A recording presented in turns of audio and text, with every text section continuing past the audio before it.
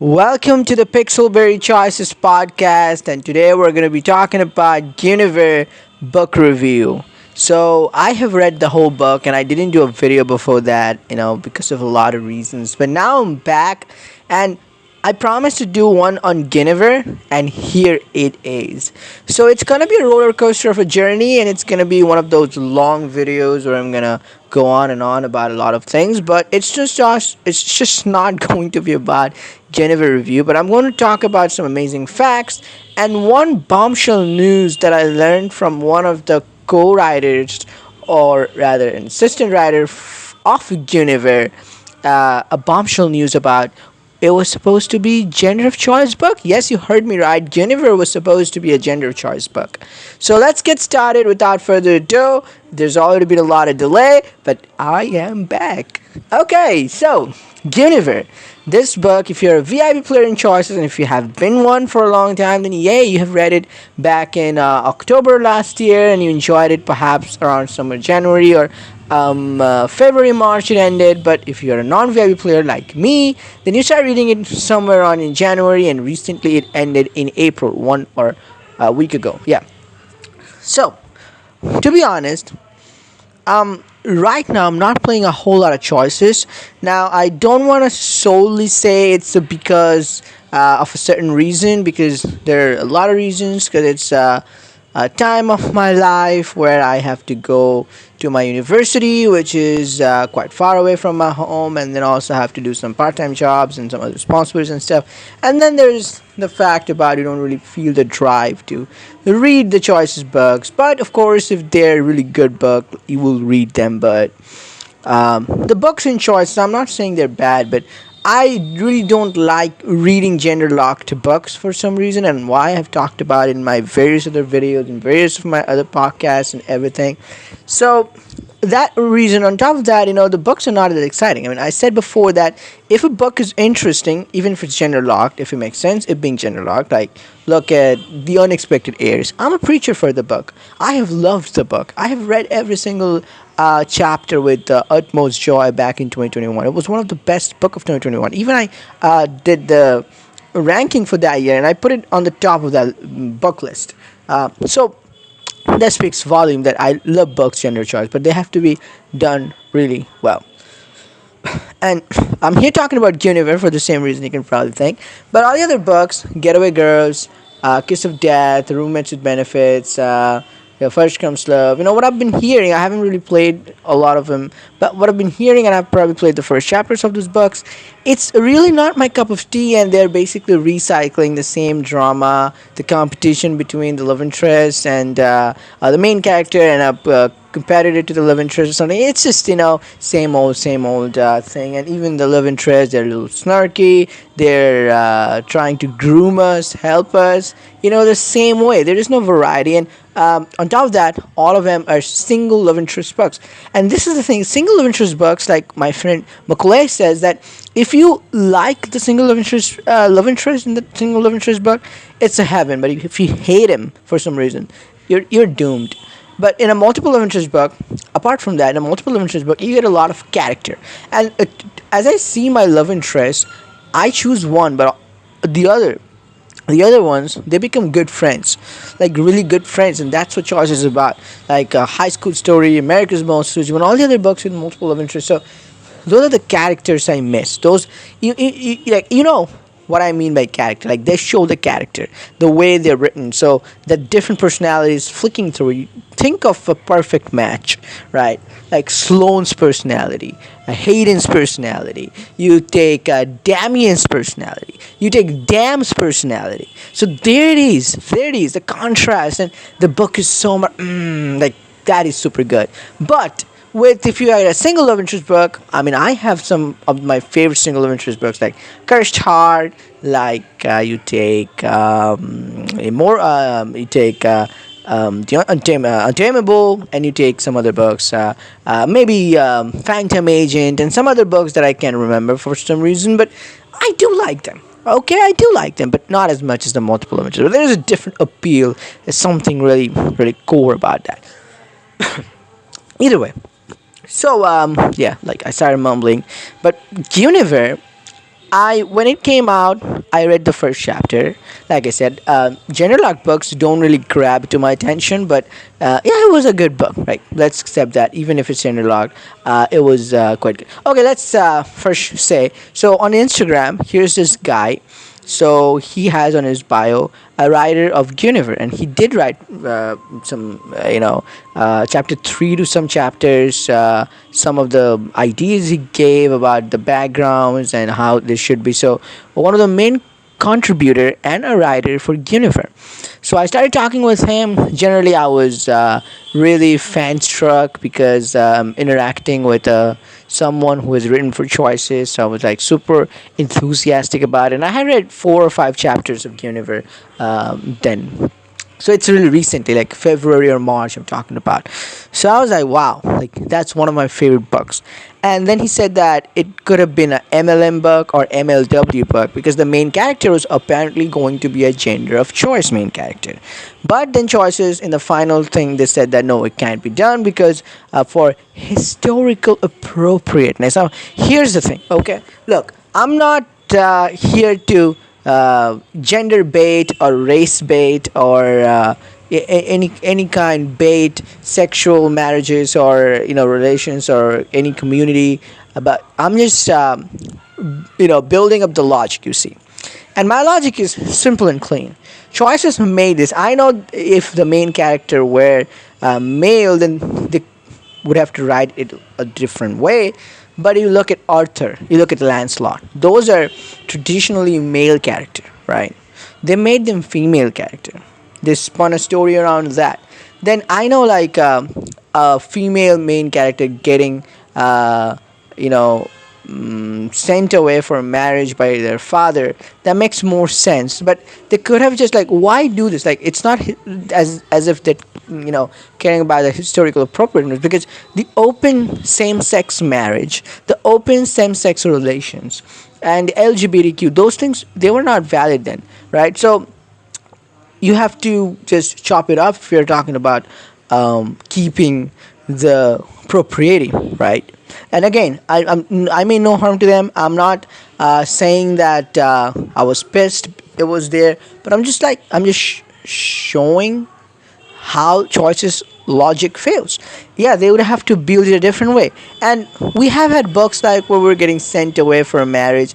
It's like so old. And if you really wanna, even if you play as a female main character, I think it would have been more emphatic and a new way of seeing if we had made Arthur or Arthura in a different circumstance than just being sent away. So that could have been done if they had written it in a gender of choice fashion. But again, lack of vision, I would say, lack of or rather full of laziness. This is nothing but I to be honest, I really I'm not going to condone Choices for this. I'm going to really rather upset about it and genuinely sad because I have read the full Guinevere book and I absolutely love it. And I just imagine that what if the main character was gender of choice?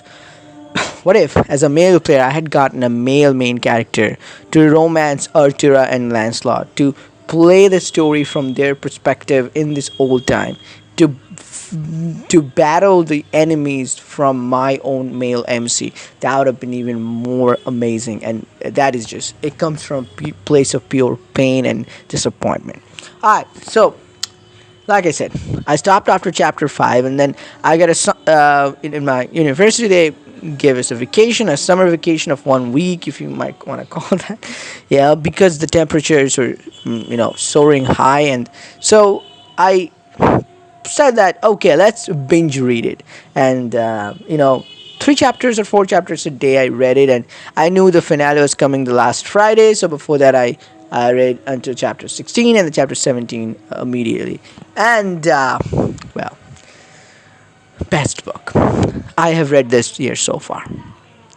No cap, best book. It would have been the best. I'm gonna break the rules of English here. It would have been the bestest book if it were gender of choice. But still, it's the best book so far, and the only book I read and enjoyed.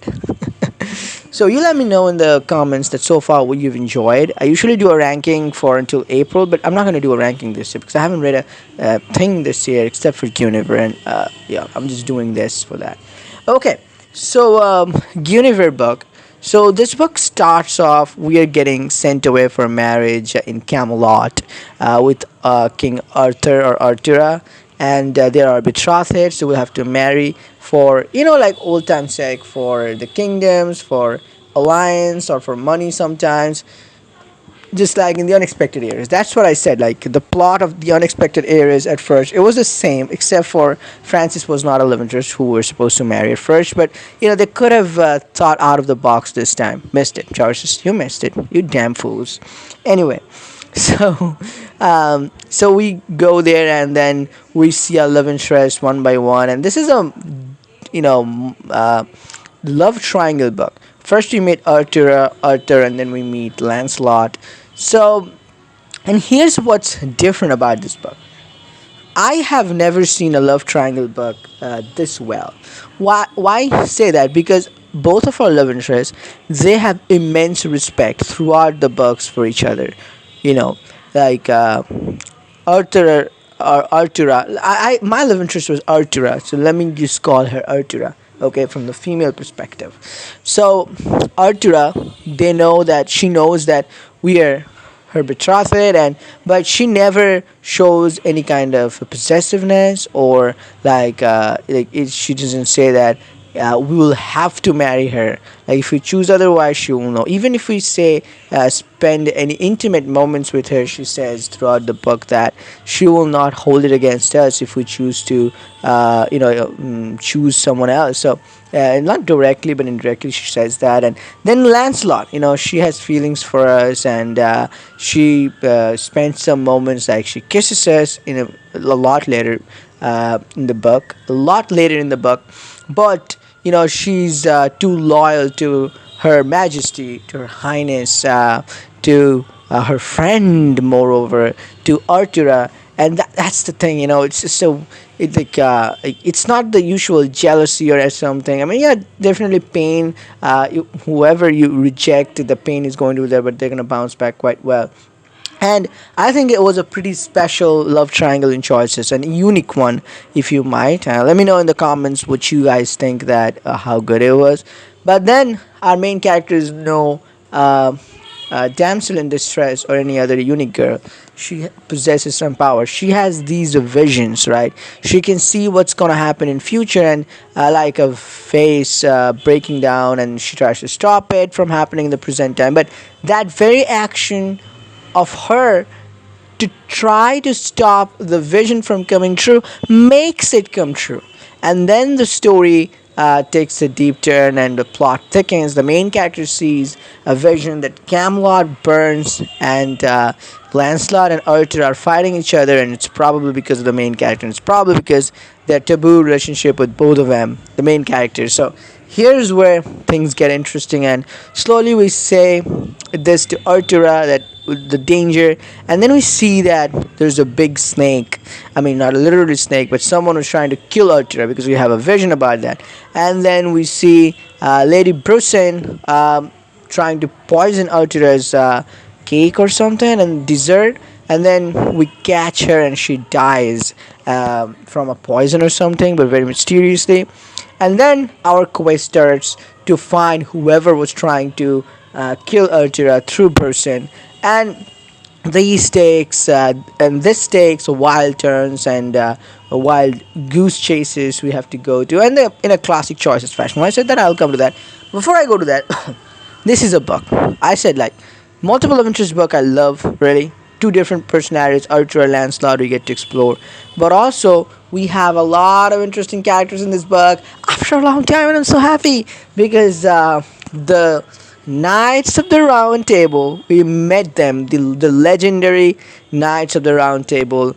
Sir Gawain, I love him, and all of the their radiant features, like their different personality and how they joke, and even throughout the book we get to collect some visions, like to see how they defeated some of the legendary like monsters and stuff, and how they did that, and how they run on their principles. Like I remember Gawain defeating the green monster, and by defeating I don't mean by sheer force, by true, staying true to himself, staying true to his words, staying true to his promises, and just being honest. And that is, I think, super amazing. But overall, and I like K. I like the grumpy K. Let me think of some other characters, but all of them, they're just like they bring. And I like another character. I haven't talked about her yet. I'll and you'll see why. And this is just super amazing. I loved the Knights of the Round Table. And here's this book, after a long time I read a book where we get to meet so many characters. We get to be around so many characters, and this was really rejuvenating. This was rejuvenating, and I hope there are more books like that. These are the books. I forgot about main character not being gender locked. I forgot about everything. When I was reading from the perspectives of these Knights of the Round Tables, and I was, reading their scenes for the joke, the banter. We spent time with them. Absolutely amazing. Okay, so yeah, so the goose chase that we go to after Lady Britain's failed attempt. So we go, like different festivities we enjoy together with Lancelot and Artura, and then we think that it's Morgana because she was acting suspicious. She has magic. People fear her. And I knew that Morgana couldn't be the killer. Morgana even couldn't be a bad character. I knew that. She came off as this person who can kill you if you even look her way, or even if you, do something bad. But I knew deep down, because if you look at choices, initially the person we think is the killer or is guilty, they're never guilty. They're never guilty. You know this from Veil of Secrets. You know this from a lot of books. That this never happens. So I knew that this was going to happen. This was.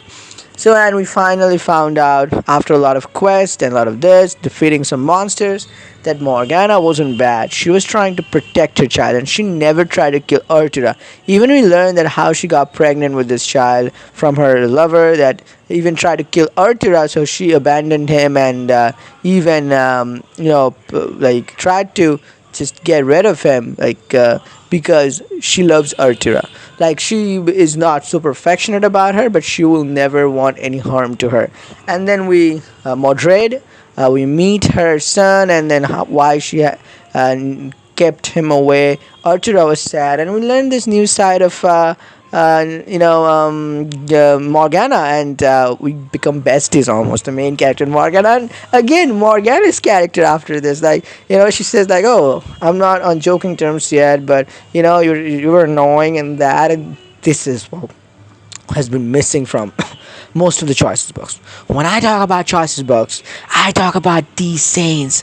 I talk about these moments where characters get, I'm not necessarily the love interest, but these side characters, there's a unique touch to them. Some grumpy character, we make amends with them, and then they're still trying to be yeah, I still hate you, like the fake thing, and then it's just, oh my god. I mean, I love that, and this is why this book, I was in a haze. I was in a maze when I finished reading it, and when I was specifically binge reading it. That brings to one of my videos that I'm planning to make next. That how should you read a book? When do you get a full feeling or the full vibe? When you binge read a book, or when you read it weekly as it's releasing. So I'll make a video about that. I don't know what you guys think in the comments, your opinion. So I will do that. But before I get to that, so this is what's interesting, right? So then we learn that no, Morgana can't be the killer, and then we do some more. How can we control our visions more, and we go to the depths, and finally we find out about the Lady of the Lake who was trapped. You free her, and then you finally see the traitor. It's Marlene, the Queen's, Artura's trusted consultant, and the wizard. And he was trying. So he used to see a lot of visions, just like our main character, in his the future ball-like thing, and he tried to stop them. But again, the very attempt to stop them you know, made them come true. And he had committed a lot of crimes. Even he had foreseen, I should say, a future where Mordred was killing Artura, and he tried to kill Mordred, and he was just a baby. So that's why, Morgana knew the threat, and because she knew the threat, she had to keep Mordred away. So you see how cruel Marlin was. So Lancelot comes in our chamber to confess her love, and you can either choose to accept her, and that will cut all the ties to Artura. But if you choose to be with Artura, Lancelot will be sad. But army and guards will come into your room and arrest you and take you to the dungeon because you committed a crime. You against the betrothal. You basically insulted that because they will think that you were you're going behind Arthur's back and having an affair with Lancelot. And then Arthur will come to our cell the next day after Merlin, after we learn about Merlin's vicious efforts, and then Arthur will definitely trust us no matter what. And Arthur, Lancelot, our main character, will get together with some allies. Like, there'll be chaos, okay? A lot from the round table, the knights round table, they will believe us, and some people won't. But we'll have to fight them and make some alliance, and with our allies, we'll have to go to the tower where Marlin was, and we go through this epic battle and more funny and bantery path. Kay and Percival, no Percival. I forgot his name. He had a turban on his head or something. This guy. Percival, no, Permidad, or I forgot his name. Permidad, or if you remember, please comment. But yeah, so Morgana comes to help, and this was Agravan, how we capture him, or rather how Morgana captures him. So he is one of her cousins, and this was hilarious. And finally go to the top of the tower, and we see some vicious spells from Marlin, but our vision helps us again. And then he was able to corrupt Artura and Lancelot, but one of them who we truly love will come out of that effect. But he will continue, and Martin will try to erase us from past, future, present, and we'll have to stop it somehow. We'll trap Marlin, and finally you get to choose in this dimension whether to kill him or trap him forever. I personally chose to kill Marlin once and for all because who knows, he's a old ancient creature, a magician, a wizard. He can do anything. Like, what if he comes back? I mean, I know he won't. And if he came back, no one would be happier than me, because that would mean, you know what that would mean? That would mean a book too. I wouldn't be really sad about that. But yeah, so that we do, and the grand marriage comes next, and we make amends. So we pissed off, or rather some bonds broke between us and some of the knights of the round table, some of our friends I should call, because Marlin was controlling them with his magic, or some misunderstanding happened, and they need to make amends. And again, we see their vibrant and radiant personalities, and how different they are, and how good they are in that one. The next chapter, the final chapter, we have this marriage. So I personally chose to marry Arthur, but I liked Lancelot. Okay, this is an interesting book. Arthur, for some reason, I just liked her. I couldn't, like, I didn't want to reject Lancelot. I loved Lancelot too, but thought like rejecting Arthur, it just broke me. I mean, after the rejection, Lancelot looked broken, and so did I. So, but Arthur, that was just inconceivable for me. I can't even imagine, unimaginable. Like, I can't imagine it, so I didn't do that. So let me know who you went down the aisle with. I went down the aisle with Artura, and then you have this marriage. And let me comment shortly on this marriage. I think this is one of the best marriage choices. The last marriage I read was also from a book that I read fully, I guess. That was the nanny affair, and that marriage in the last chapter. Look, I'm not throwing any stones here. I'm not pointing, nitpicking, or pointing fingers, or trying to say anything to any fans. But to be honest, that wedding was just not it. It was just, again, overly sexualized, and just hooking up with Sam, just rushing to the wedding, and just it was not a good wedding. Okay, it was not a good wedding. Just like the book 2 and book 3. Now, any for book 1, that was good. Book 2, book 3, nah, that wasn't a book even. But anyway, forget about it. So yeah, so it was one of the best weddings I have read in Choices. It had everything, and I chose Artira, so it felt more special to me and more closer to me. And we see like what plans Lancelot have after the rejection. Like she plans to protect us, of course, but go out on her own quests and funds. That's definitely fun for her. So yeah, and we have this grand moment, and then we have this steamy scene with Artira. We have quite 3 or 4 steamy scenes with Artira, and we enjoy with her, and we see our future. If you take all the scenes, that we're happy, we're ruling side by side, and all of our knights of the round table beside us, Lancelot beside us, and that's where there's a happy ending. The last chapter, I don't think I can describe it any better because it was full of emotions. Emotions that can be described in words. It was an amazing last chapter. One of the best. This is how you don't rush ending. This book, I think, in the last 2.5 years, starting from Wake the Dead, this is the book that's a single standalone book and didn't have a rush ending. The ending didn't feel rushed. The whole book didn't feel rushed. This is how a good book is written. It wasn't rushed. It wasn't bad. It was well written. It was a perfect best book of the year so far. And why I said so far? Because Crimes of Passion 2 is still coming. Bowl is still alpha. And there's a lot. Yeah. So, and I definitely missed another bug that's in the log. But yeah. This is it. This is it. This is the book, Guinevere. And I enjoyed this book. Loved this book. 9.5 out of 10. 0.5 because I'm butthurt that it wasn't gender choice. But yeah, seriously. I would still be under the spell. Like, when I finished, this is what I think choice is. And after a long while, after a long time, I think it's been years since I last felt like this. Like, after reading a book, I was imagining as if I was in that world. It happened to me after a while now. After a long time, because Choices I don't think produce quality books anymore, at least not for me. I don't enjoy them a lot, but this book, this did the trick for me. This was amazing.